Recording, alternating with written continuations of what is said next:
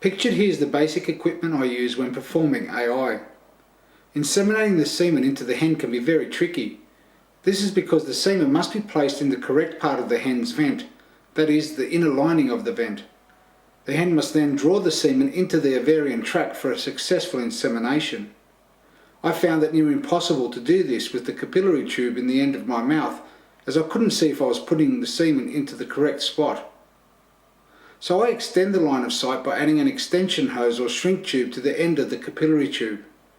The stand holds the capillary tube in the perfect position, freeing up both my hands to work with the birds. I'll now explain each item separately, then after that I'll demonstrate how I use them. These are plain 75mm hematocrit capillary tubes. I need only touch the semen sample with the clear tip of the tube and the semen is drawn up into the tube. This is the capillary action. The capillary tube is replaced for each collection. Without these tubes, AI is not possible. The coloured end is where the tubes are handled. The stand is fitted with clips to hold the capillary tube and adjusts to various angles, making it ideal for AI use. The magnifying glass can also help focus on the vent area, especially if eyesight's not the best. The stand frees up both my hands and makes handling the birds and the AI procedure so much easier.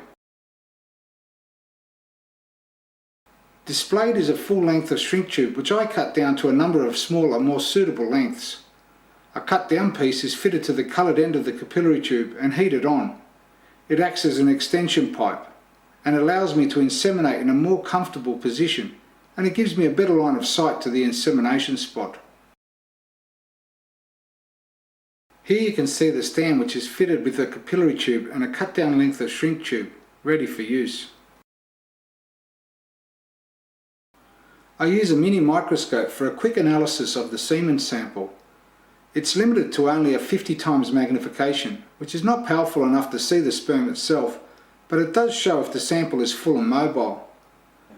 The black cap is the lens, and there is a little light switch at the other end. Its greatest advantage is that it's quick and simple, and providing the lens is clean, the semen sample can still be used to inseminate. I also use a power compound microscope of 100 times, 400 times and 1000 times magnification. It has a mechanical stage for very fine tuning. At 400 times magnification, sperm are clearly visible and the mobility and the quality of the sample can be easily analysed. I also use this microscope for cellular analysis, such as testing for bacteria infections in the birds.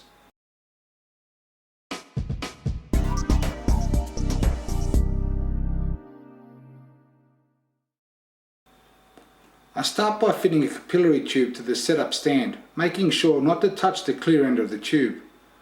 I then fit a cut down length of shrink tube to the coloured end of the capillary tube and apply some heat. In this example, I've overheated the shrink tube and it has become too tight. I can still use it for an insemination, but I can't separate the tubes to reuse the shrink tube.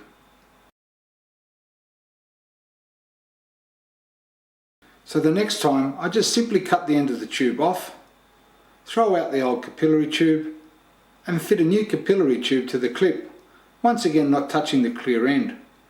Then with the new capillary tube clipped into the stand, I then fit the heat shrink tube back over the blue end, but this time try and apply less heat. You can see I'm trying to barely touch the plastic with the flame. This will allow the tube to shrink and tighten sufficiently to fit over the end of the capillary tube, but not too tight that it becomes fixed on. With this technique, I can reuse the piece of heat shrink tube a number of times.